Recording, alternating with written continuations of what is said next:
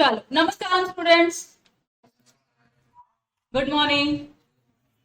चलो, क्या आप लोगों को चैप्टर नंबर 5 और चैप्टर नंबर 6 एलएलपी का नोट्स मिल गया? हाँ, ग्रुप पे दिया मैंने अभी। Should I start? Yes. Thank you.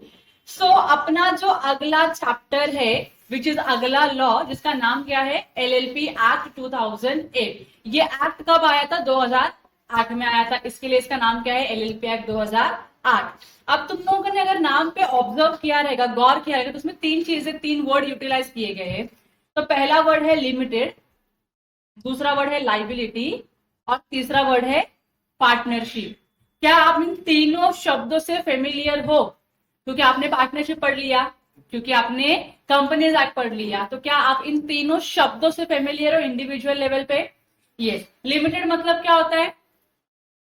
Restriction लगाना किसी चीज के ऊपर कि नहीं, इतना ही है, इसके ऊपर नहीं, लिमिटेड। दूसरा लाइबिलिटी, लाइबिलिटी क्या होती है? खर्चे अपने ऑब्लिगेशन से। तो आप लिमिट किसको कर रहे हो? अपनी लाइबिलिटी को लिमिट कर रहे हो। कहां पे अपनी लाइबिलिटी लिमिट कर रहे हो? तो पार्टनरशिप में। पार्टनरशिप क्या होता है आप लोगों को पता है, एज पर सेक्शन नंबर 4 आप लोगों ने पढ़ा है पार्टनरशिप का डेफिनेशन। तो जब कोई इंसान अपनी फर्म की या अपने एंटिटी में अपनी लाइबिलिटी लिमिट करता है, उसको हम लिमिटेड लाइबिलिटी पार्टनरशिप बोलते हैं। मतलब अगर आप इन तीनों शब्दों को देखोगे तो लिमिटेड लाइबिलिटी, आपको ये वर्ड कहां से मिला है, कहां से डिराइव हुआ रहेगा ये word limited liability?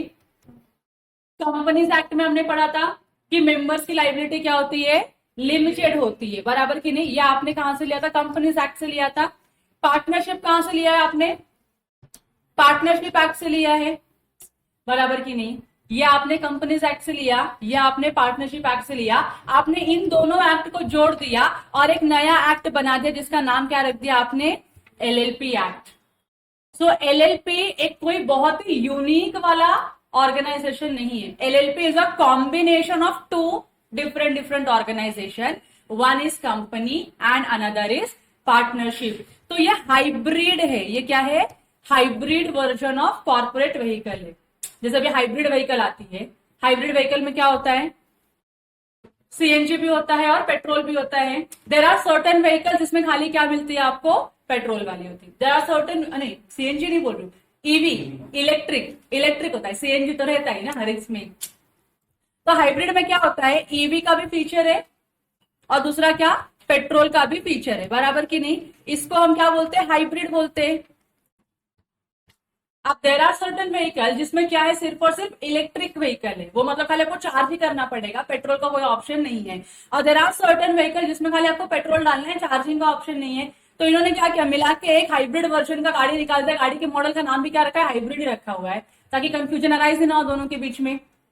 Hybrid version है वो। तो हाइब्रिड में क्या बेनिफिट मिला है हमको? कि आप इसको चार्ज भी कर सकते हो और आप पेट्रोल भी इसमें भर सकते हो, बराबर की नहीं? तो जैसा ये हाइब्रिड वर्जन की गाड़ी आई है मार्केट में, वैसे ही 2008 में अपने जो लेजिस्लेचर है उन्होंने क्या किया था?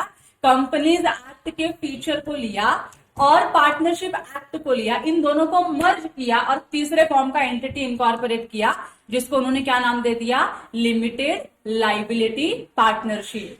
मतलब मोर और लेस ये क्या है? पार्टनरशिप फॉर्म ही है। मोर और लेस ये क्या है?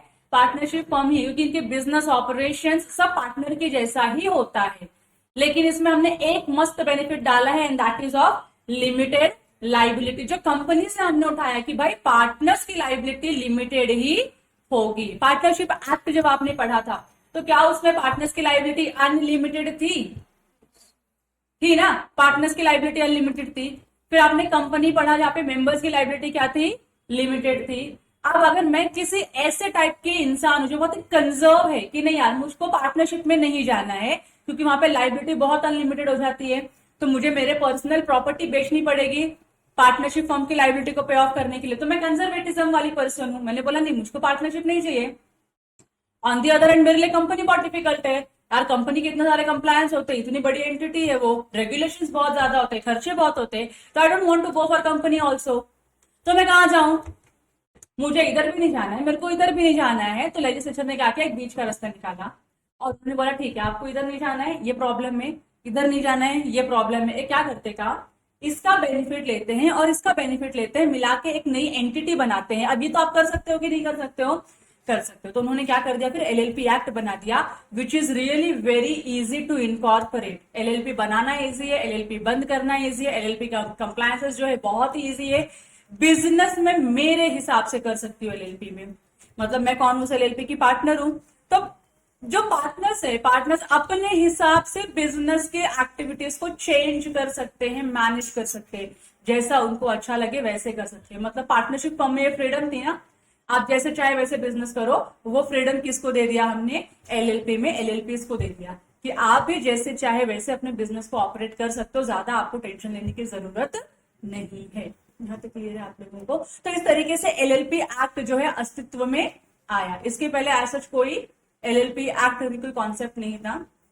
आगे जाके जो छोटे छोटे प्रोफेशनल्स होते हैं उनके लिए बहुत ही बेस्ट फॉर्म ऑफ ऑर्गेनाइजेशन है। तो अपनी पीएन राजन एसोसिएट्स है ना, अपनी पीएन राजन एसोसिएट्स जो है ये भी क्या है, एलएलपी के फॉर्म में, क्योंकि सारे इसमें पार्टनर्स जो क्या है, प्रोफेशनल्स हैं। कंपनी में नहीं जाना है, कंपनी उनको बनानी नहीं है, और दूसरा इनको पार्टनरशिप में, सोल प्रोप्राइटरशिप में रहना नहीं है। तो इनको कोई बीच का मिडवे सोल्यूशन चाहिए था, और फिर एलएलपी ने क्या किया, मिडवे सोल्यूशन प्रोवाइड किया। तो छोटे छोटे जो प्रोफेशनल्स होते हैं वो क्या कर सकते हैं, मिलके एक बड़ा ऑर्गेनाइजेशन क्रिएट कर सकते हैं with help of LLP act. तो क्लियर हो गया आप लोगों को। तो आप लोग भी जब बड़े हो जाओगे तो don't go for partnership form कि नहीं भैया चलो हम दोनों मिलकर पार्टनरशिप फॉर्म चालू करते हैं, क्योंकि पार्टनरशिप फॉर्म के बहुत सारे डिसएडवांटेजेस है। तो अगर आपको डिसएडवांटेजेस से बचना है और अपने आप को सेफ एंड सिक्योर रखना है तो go for LLP only. LLP में आपको डिसएडवांटेजेस बहुत कम है, अपने हिसाब से बिजनेस रन कर सकते हो, and the most important part is your liability is limited. यहाँ तक क्लियर हो गया आप लोगों को। तो इस तरीके से क्या हुआ, एलएलपी अपने जिंदगी में आया है, एक नया एक्ट आया है। Earlier LLP law was very big law, मतलब जो फाउंडेशन में भी था वो बहुत ही बड़ा कॉन्सेप्ट था, उसमें अकाउंट्स, ऑडिट, डिस्क्लोजर, बहुत सारी चीजें इंक्लूड की थी। अभी क्योंकि सिलेबस आपका बाकी जगहों पे बढ़ा दिया तो एलएलबी के कुछ कॉन्सेप्ट्स को उन्होंने निकाल फेंका है, तो मैं खुश हो गई कि चलो अच्छा है, बच्चों को कुछ कम पढ़ने मिलेगा। तो आपको इसमें सिर्फ 5 आइटम पढ़ने हैं। पहला क्या है, इंट्रोडक्शन, कि what is LLP, how it has come into an existence, how it is beneficial to the professionals like us, वो उसके बारे में इंट्रोडक्शन देगा। दूसरा है इसेंशियल फीचर्स। जब आप फीचर्स पढ़ोगे तो you will come to know कि अरे ये तो पढ़ा पढ़ा लग रहा है, तो सुना सुना लग रहा है। सुना सुना मतलब खाली वाला सुना नहीं, कभी तो सुना है आप लोगों ने, वैसा आपको फील होगा कि हाँ ये तो हमने कंपनी में देखा था, ये तो हमने पार्टनरशिप फॉर्म में देखा था, तो उन दोनों का ही मिक्स करके क्या कर दिया, फीचर बना दिया है। तीसरा, कैरेक्टरिस्टिक्स भी आपको सेम ही लगेगा, बोलेगा अरे हाँ यार ये तो हमने पढ़ा था, ये तो हमको पता है कि कंपनी में ऐसा होता है। ओके, तो एलएलपी में भी यही होता है, तो आपको 2 चीजें अलग से याद नहीं करनी पड़ेगी, आपने एक याद किया, दूसरी आपको ऑटोमेटिकली याद हो जाएगी। फोर्थ, आप पढ़ोगे कि इसका इनकॉर्पोरेशन कैसे होता है, कि एलएलपी मुझको अगर बनानी है तो how can I incorporate the LLP, बहुत ही सिंपल स्टेप है।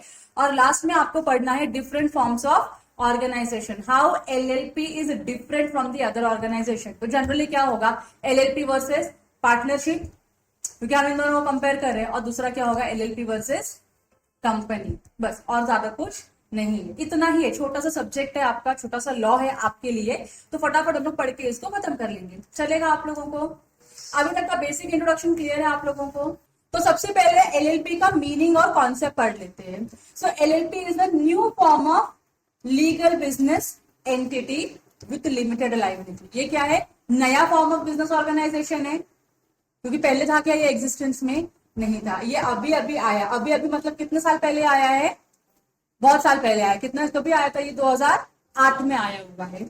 और दूसरा क्या बोल रहा है इसमें, लाइबिलिटी क्या है, पार्टनर्स की लिमिटेड है। 2 चीजें क्लियर होगी पहले लाइन में, new form of business organisation है, और दूसरा क्या है, लाइबिलिटी लिमिटेड है। यहां तक कोई डाउट नहीं। सेकेंड लाइन क्या बोलता है, it is an alternative corporate business vehicle. Alternative corporate business vehicle, alternative मतलब पता आपको ना, चाय नहीं मिली तो क्या पी लोगे आप लोग, कॉफी पी लोगे, बराबर की नहीं। आइसक्रीम नहीं मिला तो क्या खा लोगे आप लोग, कुछ दूसरा स्वीट डेजर्ट खा लोगे, गोला खा लोगे, देखो गोला बोला किसी ने तो कुछ तो खा लोगे, ऑल्टरनेटिव ढूंढोगे कि नहीं। तो मैंने आपको स्टार्टिंग में बोला, अगर मुझको पार्टनरशिप में नहीं जाना है, मुझको कंपनी में नहीं जाना है, तो मुझे कहाँ जाना है, मुझे भी नहीं पता कहाँ जाना है। तो लॉ ने बोला ठीक है हम बता देते वो कहाँ जाने का है। तो लॉ ने क्या किया, फिर एलएलपी एक्ट बना दिया। तो ये क्या है, alternative corporate business vehicle. Corporate मतलब पार्टनरशिप जैसा नहीं है, सोल प्रोप्राइटर जैसा नहीं कि अनरजिस्टर्ड चलेगा तुम लोगों का ना, रजिस्टर्ड होना चाहिए and you will become a corporate. Corporate का मतलब सिर्फ कंपनी नहीं होती, कॉर्पोरेट का मतलब होता है रजिस्टर्ड एंटिटी जो कहीं ना कहीं रजिस्ट्रेशन लेती होगी। तो मेरे लिए एलएलपी भी क्या है, एक कॉर्पोरेट है। It is not a small organisation of sole proprietor और partner. So it is an alternative corporate business vehicle. Business vehicle बोला जाता है, बिजनेस व्हीकल का मतलब होता है कि आप किस फॉर्म में बिजनेस को फ्लोट कर रहे हो।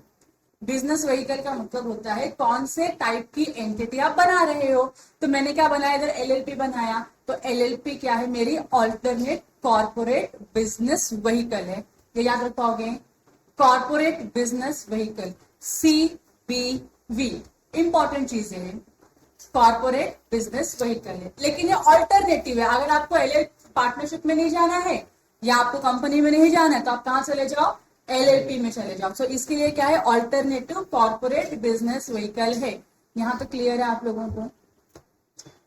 जो जो क्या करती है, not only gives the benefits of the limited liability at a low compliance cost. इसमें क्या मिलता है आपको, लाइबिलिटी लिमिटेड है, नाम में ही इसके पढ़ते आ रहे लिमिटेड लाइबिलिटी, लिमिटेड लाइबिलिटी, तो लाइबिलिटी लिमिटेड है। कंप्लायंस जो करते हैं ना उसका कॉस्ट भी कम है। मैंने आपको बोला कंपनी बनाऊं तो हाई कॉस्ट ऑफ कंप्लायंस मुझे पे करना पड़ेगा, तो मुझे एलएलपी में ज्यादा कंप्लायंस का कॉस्ट भी नहीं देना होता है, but allows its partner the flexibility of organizing their internal structure as a traditional partnership। तो जैसे एक नॉर्मल पार्टनरशिप चलती है, पार्टनरशिप के लिए क्या होना चाहिए, अग्रीमेंट होना चाहिए। तो अग्रीमेंट में वो लोग क्या करते हैं, अपने हिसाब से terms, conditions, rights, obligations, duty सब लिखे होते हैं कि नहीं। तो पार्टनरशिप का ये बेनिफिट था कि नहीं था कि आप अपने हिसाब से बिजनेस को रन एंड मैनेज कर सकते हो। तो एलएलपी भी बोलता है कि यहाँ पर भी पार्टनर्स अपने हिसाब से बिजनेस को रन मैनेज ऑपरेट कर सकते हैं। यहाँ तक क्लियर है आप लोगों को। मतलब ये जब आप पैराग्राफ पढ़ोगे ना तो एलएलपी की जो मैक्सिमम बेनिफिट्स है या जो फीचर्स है वो आप यहाँ पे पढ़ोगे। तो मैंने आपको अलग अलग, यहाँ पे मैंने आपको अभी तक अलग अलग फीचर्स बताए। तो पहला फीचर क्या है, ये new form of business organisation है, तो इसके ऊपर लिख दो आप लोग number 1, new form of business organisation है ना, तो लिख दो नंबर 1। सेकेंड क्या है, ये लिमिटेड लाइबिलिटी प्रोवाइड करता है, लिख दो नंबर 2 कि यहाँ पे लाइबिलिटी क्या है मेंबर्स की, सॉरी पार्टनर्स की लाइबिलिटी क्या है, लिमिटेड है, लिख दो नंबर 2। मिला आपको पैराग्राफ मॉड्यूल में, मॉड्यूल से उठाया तो मॉड्यूल में मिलना ही चाहिए आप लोगों को, ठीक है। तीसरा ये क्या है, ऑल्टरनेटिव कॉर्पोरेट बिजनेस व्हीकल है, यहाँ पे लिख दो 3, ऑल्टरनेटिव कॉर्पोरेट बिजनेस व्हीकल है ये, कि अगर मुझको इस फॉर्म में नहीं जाना है, उस फॉर्म में नहीं जाना है, उस फॉर्म में नहीं तो कहाँ जाना है, एलएलपी में जाना है, तो आपके पास ऑप्शन क्रिएट हो गया कॉर्पोरेट टाइप का बिजनेस करने के लिए। तो इसमें क्या लिखा है, लाइबिलिटी और लिमिटेड है, हमने ऊपर कर लिया complete. Low cost of compliance है, इसको पॉइंट नंबर 4 लिख दो कि कंप्लायंस कॉस्ट भी क्या होता है, कम होता है, आपको बहुत ज्यादा कंप्लायंस का कॉस्ट पे नहीं करना पड़ेगा। So low cost of compliance 4 number लिख दिया। अब तक 4 पॉइंट्स आपने कवर किए एलएलपी के। क्या है, नया फॉर्म ऑफ बिजनेस ऑर्गेनाइजेशन है, लिमिटेड लाइबिलिटी है पार्टनर्स की, ऑल्टरनेट कॉर्पोरेट बिजनेस व्हीकल है और लो कॉस्ट ऑफ कंप्लायंस है। यहां तक क्लियर है आप लोगों को। नेक्स्ट क्या है, फ्लेक्सिबिलिटी, 5 नंबर पे लिख दो फ्लेक्सिबिलिटी। अब फ्लेक्सिबिलिटी हम किसको दे रहे हैं इस लॉ के थ्रू, पार्टनर्स को दे रहे हैं। क्यों फ्लेक्सिबिलिटी दे रहे हैं हम लोग, ताकि आप बिजनेस अपने हिसाब से ऑपरेट करो, मैनेज करो, उन करो, तो इंटरनल स्ट्रक्चर अपने हिसाब से मैनेज करो, इसकी क्या मिल रही है आपको, फ्लेक्सिबिलिटी मिल रही है। यहाँ तक क्लियर है आपको। फिर आगे क्या लिखा है, LLP is a separate legal entity, point number 6 हो गया आपका ये। सेपरेट लीगल एंटिटी का मतलब मैंने आपको कंपनीज एक्ट में समझाया हुआ है कि जैसे ही, वैसे एलएलपी है, जैसे ही मैंने एलएलपी बनाया तो एलएलपी जो बनाता है वो उसके पार्टनर्स होते हैं, मेंबर नहीं बोलोगे आप, यहाँ पे क्या बोलोगे, पार्टनर, की नाम क्या है, लिमिटेड लाइबिलिटी पार्टनरशिप है। तो एलएलपी में पार्टनर्स होते हैं, तो जैसे ही एलएलपी बनती है पार्टनर्स अलग हो जाते हैं और एलएलपी अलग हो जाती है। They are not one and the same person, they are different personality. Partnership में था क्या ऐसा, पार्टनरशिप में था क्या ऐसा कि पार्टनरशिप बनने के बाद पार्टनर्स अलग और फॉर्म अलग होती है, नहीं, they are one and the same ना। तो यहाँ पे LLP is not equal to partner और partner is not equal to LLP. Clear है। तो ये आपका क्या है, 6th फीचर है कि एलएलपी को क्या मिलता है, सेपरेट लीगल एंटिटी। यहाँ तो क्लियर है। उसके आगे क्या बोला है, and while the LLP itself will be liable for the full extent of its assets and the liability of partners will be limited. या तो हम लोगों ने पढ़ लिया पार्टनर्स की लाइबिलिटी लिमिटेड है. एलएलपी की जो लाइबिलिटी होगी वो कैसे पे ऑफ करोगे आप लोग? तो एलएलपी के असेट्स से. तो ये क्या है, इसका 7th फीचर है. सो LLP itself will be liable for the full extent of its assets. जितने भी उसके पास असेट्स होंगे उतने पूरे अमाउंट के लिए एलएलपी क्या होगी, लाइबल रहेगी थर्ड पार्टीज को. यहां तक क्लियर हो गया आप लोगों को? तो ये क्या थे, तो 7 फीचर थे एलएलपी का. जब आपने एलएलपी का मीनिंग पढ़ा, आपने एलएलपी का कॉन्सेप्ट पढ़ा, तो आपको समझ में आ गया एलएलपी के सारे फीचर्स, एलएलपी के बेनिफिट्स, एलएलपी क्या होती है, कैसे होती है. आपको बहुत सारी चीजें यहाँ पे ही क्लियर होगी. तो आगे मुझको एक्सप्लेन करने के लिए सारी चीजें क्या हो जाती है, इजी हो जाएगी. यहाँ तक क्लियर है आप लोगों को? ये सारे पॉइंट्स लिख लेना आप लोगों को. तो जब अगर आपको ना एग्जाम में ऐसे क्वेश्चन आता है, LLP is an alternative corporate business vehicle, comment. जब ऐसा क्वेश्चन आएगा आपको 1 लाइन में क्वेश्चन देंगे वो लोग कि एलएलपी क्या है, ऑल्टरनेटिव कॉर्पोरेट बिजनेस व्हीकल है, या एलएलपी क्या है, ऑल्टरनेटिव बिजनेस व्हीकल है. तो क्या लिखोगे आप लोग? कमेंट करने बोला ना, मतलब आपको जो आता है वो लिखो. तो आपको लिखना क्या है, ये पूरा पैराग्राफ लिखना है, उसमें पॉइंटर फॉर्म में लिखना है, पैराग्राफ थोप के नहीं आना है. इसके अलावा आपको 2-4 पॉइंट्स और क्लिक होते हैं आगे जो मैं पढ़ाऊंगी, तो वो भी लिखो. तो आपको ये उसमें एम्फोसाइज करना है कि कैसे एलएलपी बेनिफिशियल है अदर 2 फॉर्म ऑफ ऑर्गेनाइजेशन से, वो आपको प्रूफ करना है. समझा आप लोगों को? तो अगर क्वेश्चन आएगा एग्जाम में 3 से 4 मार्क के लिए आता है ऐसा क्वेश्चन, तो you have to write this in a pointer form. यहां तो क्लियर हो गया. देखो एलएलपी में ना टोटल 81 सेक्शन और 4 शेड्यूल्स है. 81 सेक्शन और कितने शेड्यूल है, 4 शेड्यूल है. अब सारे सेक्शंस आपको नहीं है पढ़ने के लिए, तो आप उसकी बिल्कुल टेंशन मत लो. ना ही कोई शेड्यूल है आपको पढ़ने के लिए, तो आप उसका भी टेंशन ना लो. लेकिन मैं आपको बता देती हूँ कि शेड्यूल दिए क्यों गए हैं. तो शेड्यूल 1, जो शेड्यूल नंबर 1 है, उसमें क्या बोला है, mutual rights and duties of a partner, कि पार्टनर्स के राइट्स एंड पार्टनर्स की ड्यूटी क्या होगी, वो शेड्यूल नंबर 1 में बताया है. ठीक है. सेकंड शेड्यूल में क्या बोला है, conversion of form into LLP. अगर मेरी पार्टनरशिप फॉर्म है, मुझको एलएलपी में कन्वर्ट करनी है, तो शेड्यूल 2 में उसका प्रोसेस और डॉक्यूमेंटेशन दिया हुआ है, वो मुझे फॉलो करना है. शेड्यूल 3 बोलता है तुमको प्राइवेट कंपनी से कहाँ जाने का, एलएलपी बनाने के लिए. मतलब आप अपने आपको डाउनग्रेड कर रहे हो. फॉर्म से एलएलपी जाओगे तो अपग्रेड हो जाओगे. अब आप प्राइवेट लिमिटेड से कहाँ जा रहे हो, एलएलपी में, तो आप डाउनग्रेड कर रहे हो अपने आप को. तो क्या प्रोसेस फॉलो करना है वो शेड्यूल नंबर 3 में लिखा हुआ है. और 4 शेड्यूल में लिखा, अगर आपकी अनलिस्टेड पब्लिक कंपनी है और उसको आपको एलएलपी में कन्वर्ट करना है, तो आप कैसे कर सकते हो. बस ये शेड्यूल आपके एग्जाम में नहीं है, खाली आपको अंडरस्टैंडिंग के लिए कि हाँ ये शेड्यूल में ऐसे कुछ 4 शेड्यूल है, 4 शेड्यूल का ये 4 काम है. यहाँ तो क्लियर है आप लोगों को? ओके. अब जो ऊपर आप लोगों ने वो पैराग्राफ पढ़ा था मीनिंग एंड कॉन्सेप्ट वाला, उसका समरी देखो.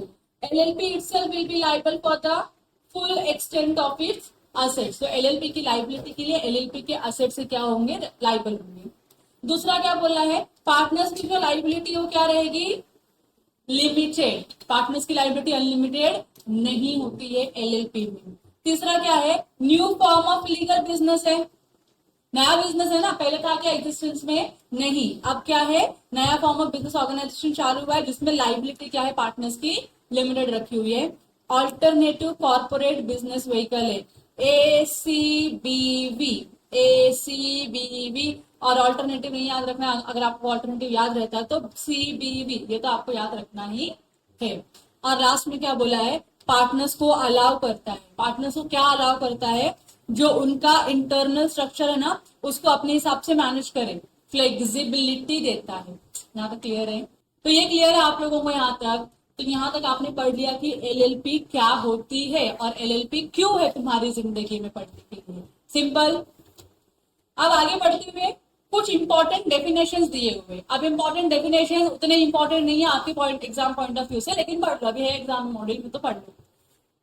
2D में लिखा है बॉडी कॉर्पोरेट. बॉडी कॉर्पोरेट मतलब बीसी. बीसी कौन होता है, वो कहाँ लिखा है, डी में लिखा हुआ है. सेक्शन 2 तो कॉमन है, आप लोगों को पता है.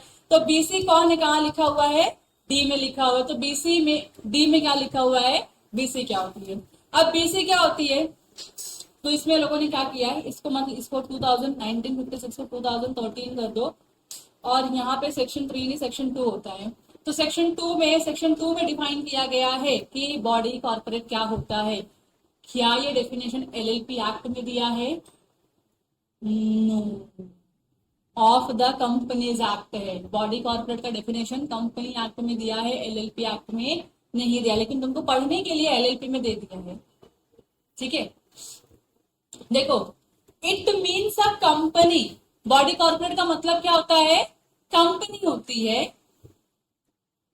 Defined in section 2 of the companies act 2013। मतलब ऐसी कंपनी जो 2013 वाले एक्ट में डिफाइन की है।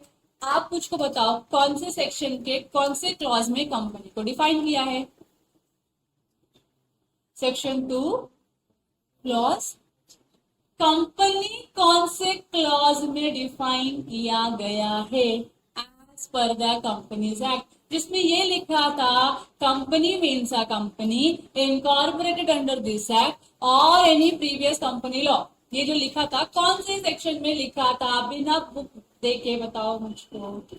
सेक्शन 2 क्लॉज 20 में लिखा था ना डेफिनेशन। ये तो याद रखो, 220 में डिफाइन किया गया है कंपनी। तो बॉडी कॉर्पोरेट क्या बोलता है? बॉडी कॉर्पोरेट बोलता है body corporate means and includes company incorporated under section 2 clause 20 of the companies act 2013। And includes में क्या लिखा हुआ है? LLP registered under this act. ऐसी एलएलपी जो कहां पे रजिस्टर है? इस एक्ट में रजिस्टर है। इस एक्ट मतलब कौन सा एक्ट हो गया? कौन सा एक्ट हो गया? कंपनीज एक्ट बोलोगे मारूंगी तुम लोग को। तुम लोग एलएलपी एक्ट पढ़ रहे हो। जो एक्ट आप पढ़ते हो, अगर उस एक्ट में दिस एक्ट लिखा होगा तो समझ जाने का कौन से एक्ट की बात कर रहे हैं? इस एक्ट की बात कर रहे हैं जो एक्ट आप पढ़ रहे हो। एलएलपी कंपनी में क्यों डिफाइन करेंगे वो लोग? ये क्लियर है आप लोगों को? तो बॉडी कॉर्पोरेट में क्या होता है? सबसे पहले वो कंपनी जो कहां पे रजिस्टर्ड है? कंपनीज एक्ट 2013 में रजिस्टर्ड है। ठीक है, दूसरा क्या बोला? एलएलपी जो कहां पे रजिस्टर्ड है? एलएलपी एक्ट 2008 में रजिस्टर्ड है। तीसरा बोला एलएलपी इनकॉर्पोरेटेड आउटसाइड इंडिया। ऐसी कोई भी एंटिटी जो इंडिया के बाहर इनकॉर्पोरेट होती है उसको हम कौन से टाइप के एंटिटी बोलते हैं? इंडियन की फॉरेन? फॉरेन बोलते हैं ना। हाँ, तो ये क्या है आपकी फॉरेन एलएलपी। इसको हम क्या बोलते हैं? Foreign LLP. फॉरेन एलएलपी भी क्या है? बॉडी कॉर्पोरेट है। अगर फॉरेन एलएलपी बॉडी कॉर्पोरेट क्यों बनेगा? वो कुछ तो यहाँ पे होना चाहिए ना। हाँ, तो क्या होगा यहाँ पे? प्लेस ऑफ बिजनेस होगा। इसके लिए वो क्या मानी जाएगी? फॉरेन एलएलपी मानी जाएगी। यहाँ तक क्लियर है? और लास्ट में क्या, अच्छा सेकेंड लास्ट क्या बोला है? Company incorporated outside India.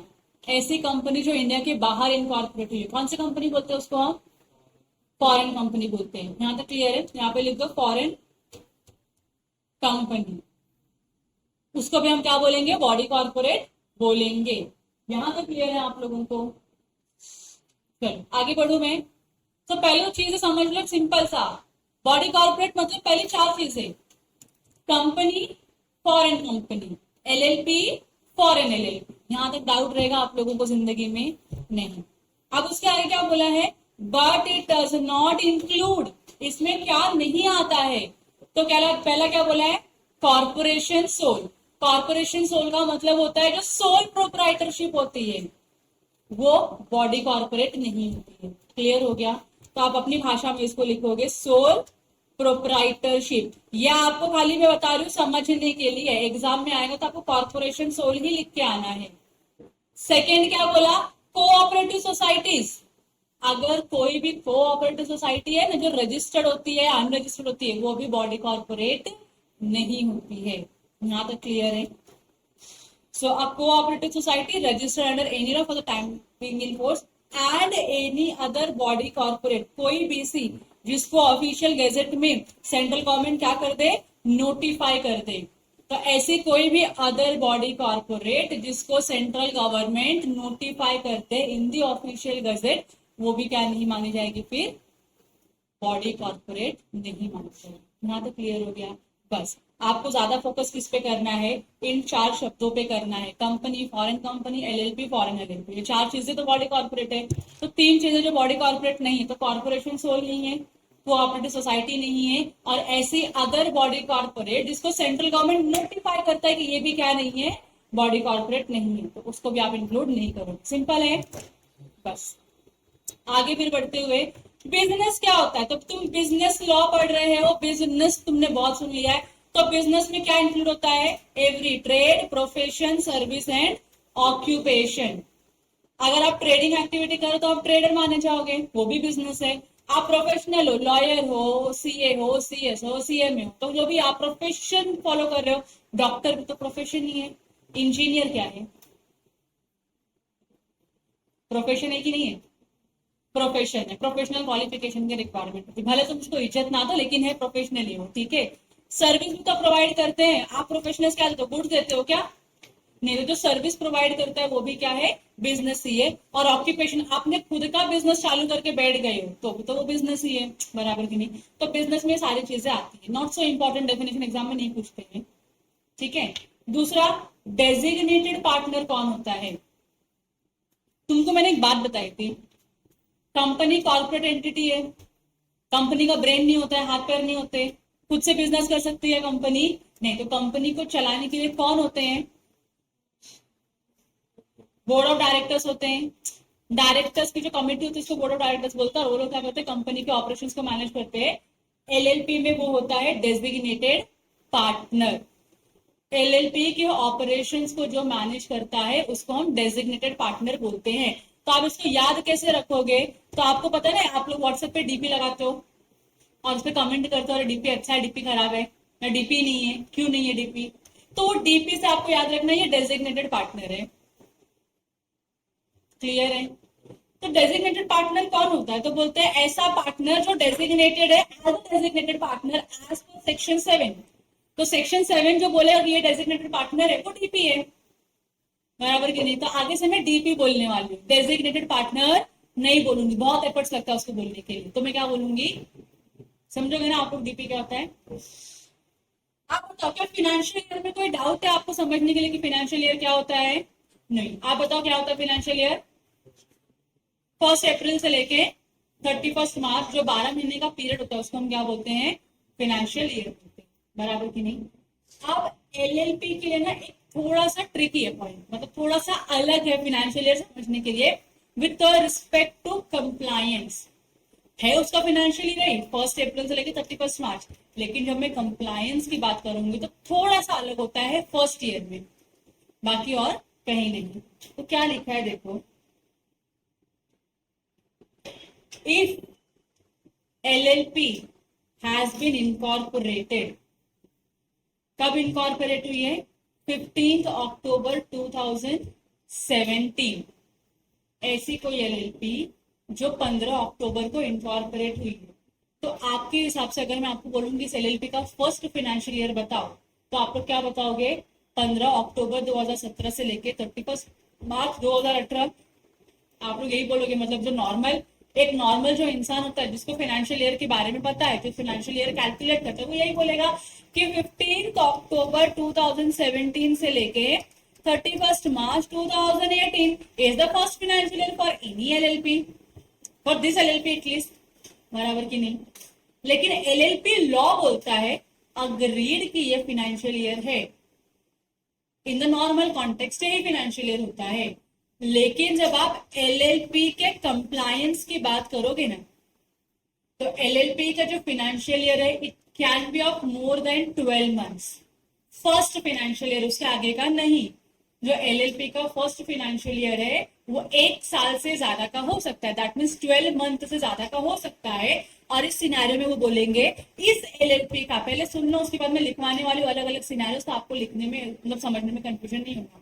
सो 15 अक्टूबर 2017 से लेके इस सिनेरियो में 31 मार्च 2019 तक ये आपका पीरियड जो होगा, this will be your first financial year, this will be your first financial year with respect to LLP law, not any other law. Only LLP law बोलता है कि मेरे लिए मैं मेरी एलएलपी को छूट दे रहा हूं। नॉर्मली आप मुझे बोलोगे फाइनेंशियल ईयर 12 मंथ का होता है, any financial year is of 12 months only. लेकिन जब मैं एलएलपी के कंप्लायंस की बात करती हूँ, as per the LLP act तो एलएलपी एक्ट खुद ही छूट दे रहा है, वो बोलता है कि मेरी जो एलएलपी है, जो पहली बार एलएलपी बनी है, तो उसका जो फर्स्ट फाइनेंशियल ईयर आप कैलकुलेट करोगे, that can be more than 12 months. तो मैक्सिमम कितने मंथ का होगा? तो उन्होंने बोला 18 मंथ्स का। कितने मंथ्स का होगा? 18 मंथ्स का होगा। क्या होगा 18 मंथ्स का? फर्स्ट फाइनेंशियल ईयर होगा 18 मंथ्स का। ये भी क्या है? मैक्सिमम है। इससे कम का हो सकता है, लेकिन इससे ज्यादा नहीं हो सकता। 18 मंथ डे 1 नहीं, मैक्सिमम 18 महीने का एलएलपी का एक फाइनेंशियल ईयर हो सकता है, and that financial year is only first financial year. Subsequent financial year में यू कैन नॉट से कि मेरा 18 महीने का फाइनेंशियल ईयर होता है, मारेगा एलएलपी आपको बस चाटा तुमको, बोलेगा खाली पहले फाइनेंशियल ईयर को छूट दिया है मैंने, बाकी लोगों को छूट नहीं दिया हुआ है। समझा आप लोगों को? तो आप कहीं तो जाके ये लिख लो, कहीं तो जाके आप ये लिख लो कि जो एलएलपी है उसका जो फर्स्ट फाइनेंशियल ईयर होता है दैट इज ऑफ 12 मंथ्स। लिखो जरा, मेरा सिस्टम पता नहीं कहां से लिखा है।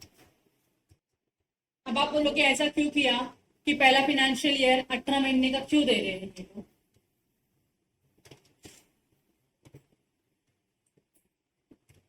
डाउट आया ऐसा आप लोगों को?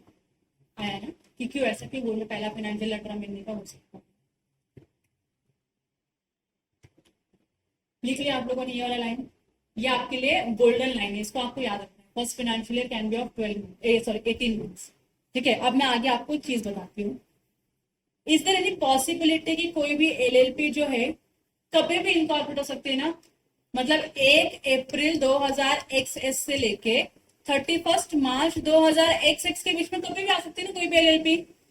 It can be on 1 April also, it can be on 31 March also, it can be on 15 August also. हो सकता है कि नहीं हो सकता? मतलब एलएलपी कभी भी बन सकती है जिंदगी में। अभी आपने ऊपर पढ़ते तो आपने पढ़ा कि एलएलपी का जो कॉस्ट ऑफ कंप्लायंस होता है वो कम होता है।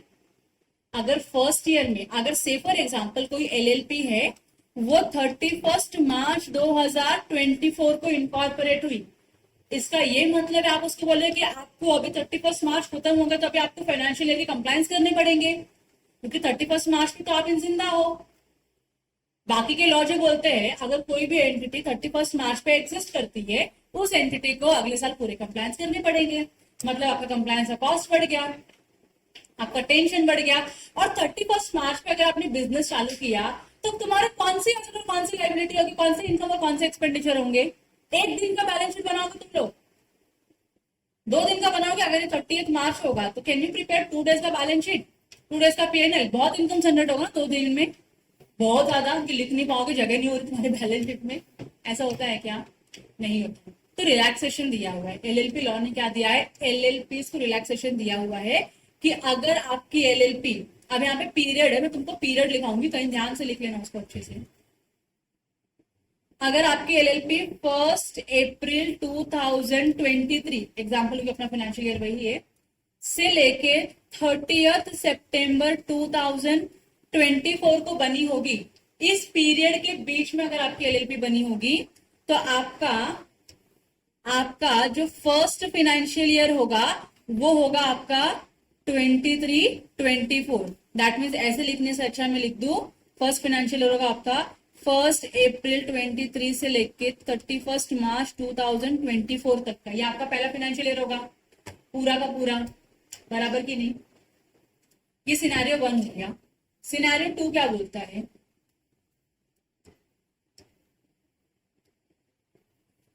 सिनेरियो 1 क्लियर है आपका? अगर आपकी एलएलपी इनकॉर्पोरेट हुई है इस दिनों के बीच में, 1 अप्रैल से लेके 30 सितंबर 2020, 24 नहीं है 23 है, सॉरी, हाँ मैंने गलती से लिख दिया 23। अगर आपकी एलएलपी 1 अप्रैल 2023 से लेके 30 सितंबर 2023 के बीच में इनकॉर्पोरेट है या रजिस्टर्ड हुई है, तो इस सिचुएशन में जो आपका फर्स्ट फाइनेंशियल ईयर होगा वो होगा डेट ऑफ इनकॉर्पोरेशन। अगर 1 अप्रैल होगी तो 1 अप्रैल से लेके 31 मार्च 2024 will be your first financial year. यहाँ तक क्लियर हो गया? और इसको मैं ऐसे लिख दूं, डेट ऑफ इनकॉर्पोरेशन से लेके 31 मार्च 2024, ये भी आप साइड में लिख दो, और करके साइड में लिख दो। ये मैंने पहला सिनेरियो डिस्कस कर रही हूँ आपके साथ, याद रखो। पहला सिनेरियो बोलता है अगर आपकी एलएलपी 1 अप्रैल से लेकर 30 सितंबर के बीच में कभी भी इनकॉर्पोरेट हुई है तो आपका जो फर्स्ट फाइनेंशियल ईयर होगा वो 1 अप्रैल से होगा या डेट ऑफ इनकॉर्पोरेशन से लेकर 31 मार्च तक का होगा। अब मैं आपको इसके रिलेशन में एक एग्जांपल पूछती हूँ, आप मुझको बताओ उसका फाइनेंशियल ईयर क्या होगा। ठीक है, यहां तक लिख के होगा तो मुझको बता दो। ठीक है, यहां तक लिख के होगा तो मुझको बता दो। ये सारी चीजें एक ही के लिए है। यहां तक लिख के हो गया। अब मैं आपको एक क्वेश्चन पूछू इसके ऊपर। मैं क्वेश्चन पूछू अभी, एक एलएलपी है जो जिसका डेट ऑफ इनकॉर्पोरेशन है 15 मई 2024। बताओ इसका फर्स्ट फाइनेंशियल ईयर क्या होगा। नहीं 24 नहीं 23 है। बताओ इसका फर्स्ट फाइनेंशियल ईयर क्या होगा। क्या होगा? डेट ऑफ इनकॉर्पोरेशन मतलब इस दिन पे ये एलएलपी एग्जिस्टेंस में आया हुआ है, रजिस्ट्रेशन उसका इस दिन का है, तो इसका फर्स्ट फाइनेंशियल ईयर क्या होगा। बोलो। फर्स्ट अप्रैल होगा। कितने लोगों को लग रहा है फर्स्ट अप्रैल से लेके। अच्छा मैं ऑप्शन देती हूँ, 2 ऑप्शन देती हूँ, तुम बताओ तुम किसको सपोर्ट कर रहे हो। ऑप्शन 1 है आपका 1 अप्रैल 2023 से लेके 31 मार्च 2024 और आपका ऑप्शन 2 है 15 मई 2023 से लेके 31 मार्च 2024 और आपका ऑप्शन सी है 15 मई 2023 से लेके 31 मार्च 2025।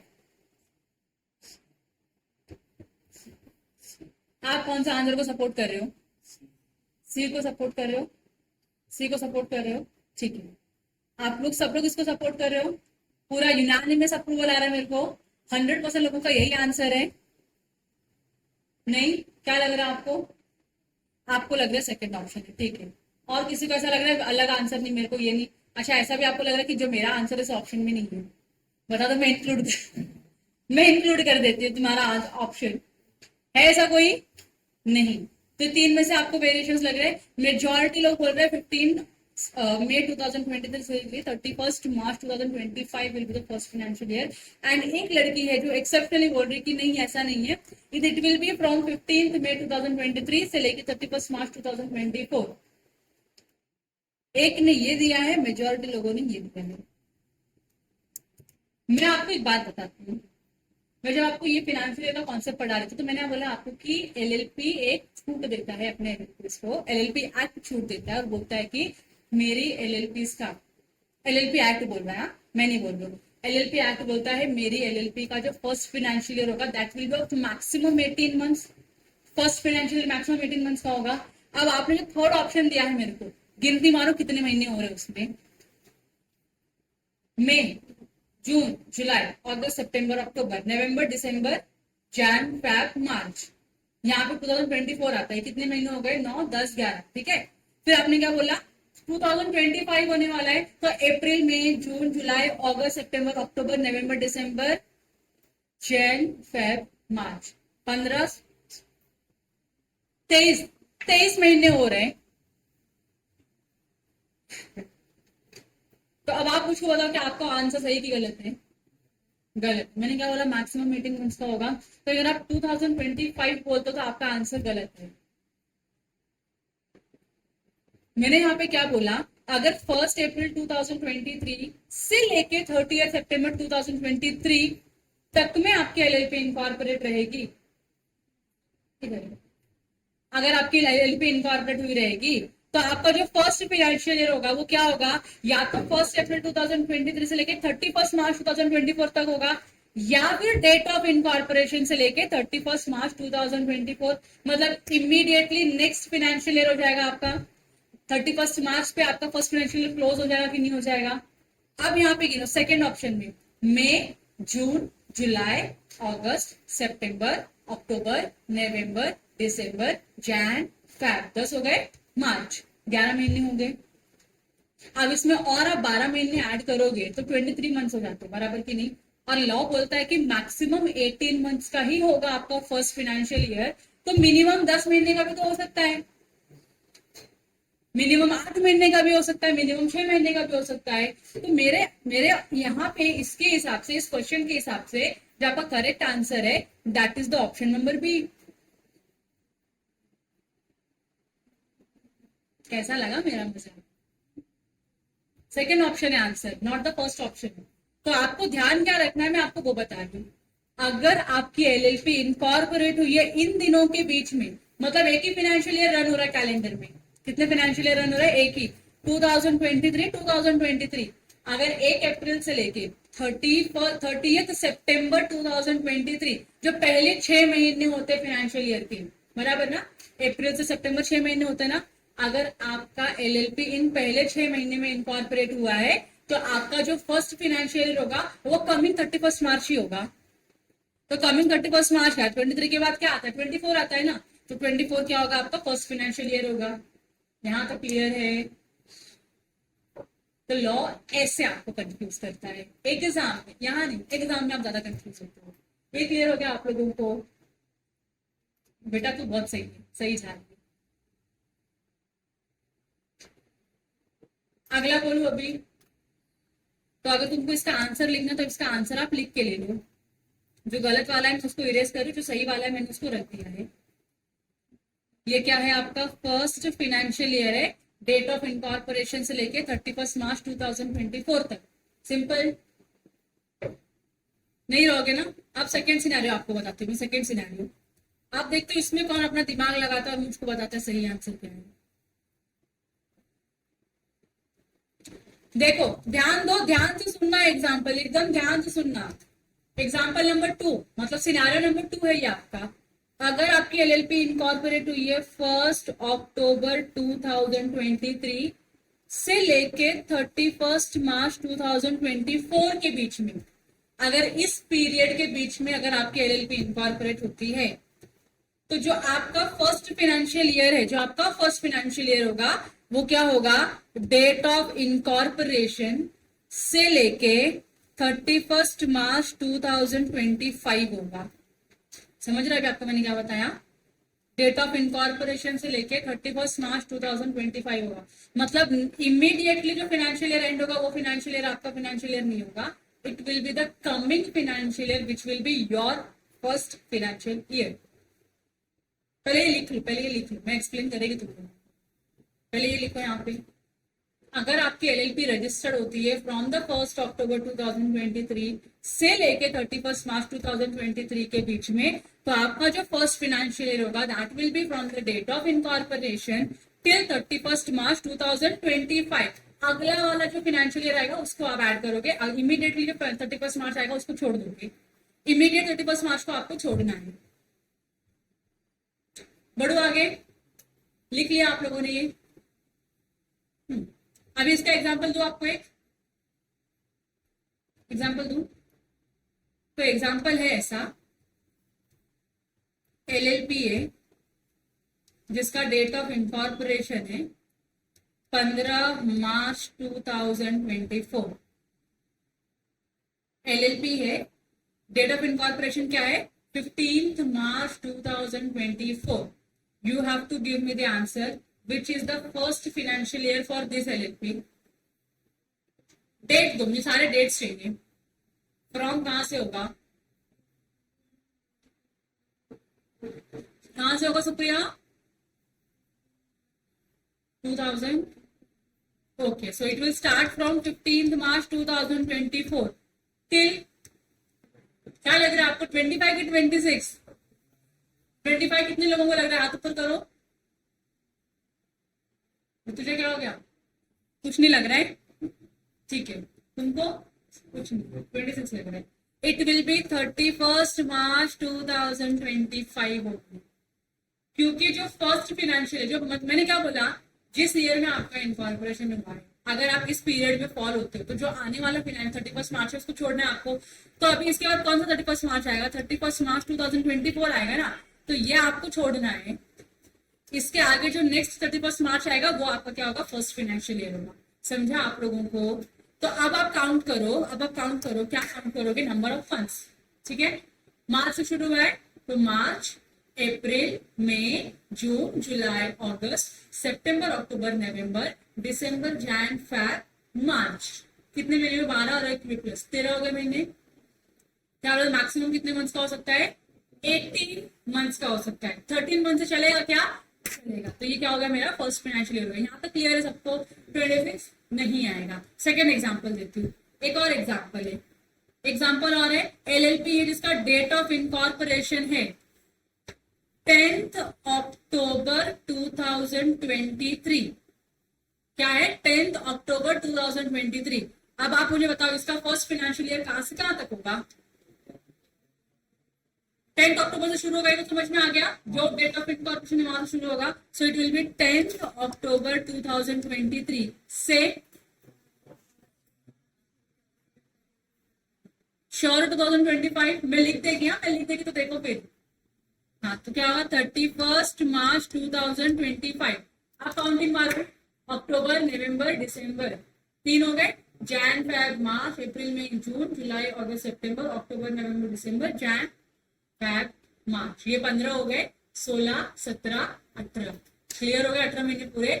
तो अगर आपकी एलएलपी, इन शॉर्ट क्या मुझे बोलना है, अगर आपकी एलएलपी 1 अक्टूबर के आगे से बनी है, 1 अक्टूबर या उससे आगे से बनी है, तो आपका जो फर्स्ट फाइनेंशियल ईयर होगा that will B of 18 months. और जो कमिंग 31 मार्च का वो आपका फाइनेंशियल ईयर पे एंड नहीं होगा, उसको छोड़ के जो अगला फाइनेंशियल ईयर आएगा वो आपका फर्स्ट फाइनेंशियल ईयर होगा।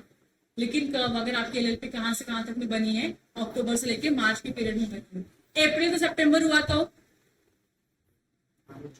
तो आपको जो तुरंत आने वाला 31 मार्च है वही आपका फर्स्ट फाइनेंशियल ईयर है। समझा अभी आप लोगों को? क्लियर है? आई विश कि 2 मार्क का आपको एग्जाम में आएगा क्वेश्चन और तुमको सॉल्व करने आना चाहिए। That is the most important part. ये दोनों एग्जाम्पल्स लिख लो आप लोग तो आपको याद रह जाएगा। तो आपको जो यहाँ पे भी दिया ना 15 October, it is of the same time. अक्टूबर के बाद कभी भी बन जाए। ये क्या है? आपका फर्स्ट फाइनेंशियल ईयर है। जिनका लिख के हो गया प्लीज पानी पियो, प्लीज पानी पियो फटाफट। सबका हो गया लिख के? भाई 10 पेज खत्म करना, पेज नंबर 2 पर है आधे घंटे से। ये आधे घंटे नहीं, 1 घंटे से। मेरे पास सिर्फ और 2 घंटे का टाइम बचा है तुमको पढ़ाने का। डरो मत, मेरी रिस्पॉन्सिबिलिटी में कवर करवाइए तुम टेंशन ना लो। बस ये इंपॉर्टेंट था, फोकस करने वाला पार्ट है, इसको समझने में टाइम लगता है, इसके लिए मैंने इसको थोड़ा टाइम इन्वेस्ट किया। आई होप आपको क्लियर है अभी ये वाला कॉन्सेप्ट फाइनेंशियल ईयर वाला। ये सिर्फ कहाँ पे आप कैलकुलेशन लगाओगे? सिर्फ एलएलपी एक्ट में लगाओगे और कहीं इसका कैलकुलेशन आपको लगाना नहीं है। इतना क्लियर हो गया? आगे चले। फॉरेन एलएलपी, आप मुझको बताओ फॉरेन एलएलपी कौन सी एलएलपी होगी? 2 पॉइंट याद रखने। पहला, place of registration outside India होगा, मतलब इंडिया के बाहर रजिस्टर हुई रहेगी। और दूसरा क्या है? प्लेस ऑफ बिजनेस कहां पर है? इंडिया में है। So incorporated outside India establishes a place of business within India. 2 ही पॉइंट याद रखना है, इनकॉर्पोरेशन बाहर हुआ है, प्लेस ऑफ बिजनेस इंडिया में। तो आप एग्जाम्पल याद रखने का। अभी एलएलपी की तो मुझे कोई एग्जाम्पल याद नहीं आ रही, लेकिन आप अमेजोन से याद रखो, जैसे फॉरेन कंपनी थी तो वैसे आपको यहाँ पे भी याद रह जाएगा। ठीक है? अब ये जो इन कॉन्सेप्ट है ना अगला वाला small LLP, it is very important और आपको एग्जाम में आने की संभावना है। स्मॉल एलएलपी, जैसे आपने स्मॉल कंपनी पढ़ा था, स्मॉल कंपनी पढ़ा था कि नहीं पढ़ा था, वैसे आपको स्मॉल एलएलपी है। अर्लियर ये एग्जामिनेशन में या हमारे सिलेबस में नहीं था। लॉ ने अमेंड करके इस कॉन्सेप्ट को इंट्रोड्यूस किया है कि what is a small LLP. ये करने का रीजन क्या था? तो स्मॉल एलएलपी इसको ज्यादा बेनिफिट दे, लार्ज एलएलपी को कम बेनिफिट मिले, उनको कंप्लायंस ज्यादा करना पड़े, स्मॉल एलएलपी को कम कंप्लायंस करना पड़े, इसके लिए स्मॉल एलएलपी को इंट्रोड्यूस किया गया। हाई सर, हो सकता है ना? के बाद आ जाना मेरा मुझसे बात करनी है। हाँ हाँ ठीक है, अलग अलग दोनों से दोनों साथ में 5 मिनट ना। हाँ तो मैं 5 मिनट में आ जाती हूँ, ये एक्सप्लेन करके आ जाती हूँ। यहां तक जाने आप लोगों को। तो ओरिजिनली स्मॉल एलएलपी अपने एलएलपी एक्ट में नहीं था, एलएलपी एक्ट को अमेंड किया और स्मॉल एलएलपी का कॉन्सेप्ट इंट्रोड्यूस किया। आपने जब स्मॉल कंपनी पढ़ा तो आपको 2 चीजों का क्राइटेरिया था, एक पेड अप कैपिटल और दूसरा टर्नओवर। 440 था। पेड अप कैपिटल कितना होना चाहिए? मैक्सिमम 4 लाख की करोड़। करोड़, तो आप क्या हो, स्मॉल कंपनी हो। अगर आपका टर्नओवर कितना है, लेस देन और इक्वल टू 40 करोड़, तो आप क्या हो, स्मॉल कंपनी हो। यहाँ तक क्लियर था आप लोगों को, कोई दिक्कत नहीं था। कैपिटल और टर्नओवर यही दोनों रिक्वायरमेंट है, यहाँ पे भी यही रिक्वायरमेंट है। एलएलपी, स्मॉल एलएलपी कब होगी, तो आपको दो चीजें चेक करनी है, एक उनका कैपिटल, दूसरा उनका टर्नओवर। कैपिटल और टर्नओवर से आपको ये समझ में आता है कि एलएलपी स्मॉल एलएलपी है या एलएलपी लार्ज एलएलपी है। यहाँ तो क्लियर है। देखो क्या लिखा है, देखो ये ओरिजिनल था नहीं, इसलिए section 2 subsection 1 clause TTA, TTA नहीं टा, मैंने टा टीए, तो मैं टूटा बोलती हूँ इसको, तो आपको भी टूटा से याद रखना है। टूटा, टूटा में आपकी स्मॉल एलएलपी की डेफिनेशन दी गई है। टूटा, क्लियर है। देखो इसका मतलब क्या है, so it means LLP, it means LLP. तो स्मॉल एलएलपी क्या है, तो पहले तो ये एलएलपी है, ये याद रखो। आप कंपनी को स्मॉल एलएलपी बोल सकते हो क्या, नहीं, तो it means LLP the contribution of which does not exceed 25 lakh rupees or such higher amount not exceeding 5 crore as may be prescribed। तो ये 5 करोड़ तो आप बाद में याद रखो।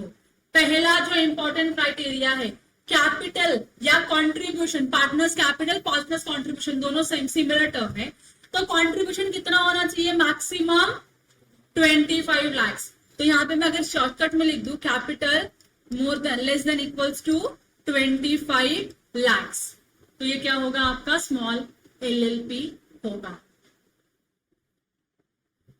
एंड बोला है, एंड मतलब आपका कैपिटल और टर्नओवर दोनों ही क्या होने चाहिए, इस लिमिट से कम होने चाहिए। दोनों में से कोई एक भी लिमिट आपने एक्सीड किया, you will not be a small LLP. बताती हूं कैसे। सेकेंड क्या बोला है, the turnover of which as per the statements of accounts and the solvency. Statements of accounts and solvency एक पर्टिकुलर फॉर्म होता है, that means balance sheet and PNL की बात चल रही है यहाँ पे, ठीक है। For the immediately preceding financial year does not exceed 40 lakhs or such higher amount exceeding 5 crore। तो यहाँ पे आपको लिखना है turnover is equal to, sorry turnover less than equals to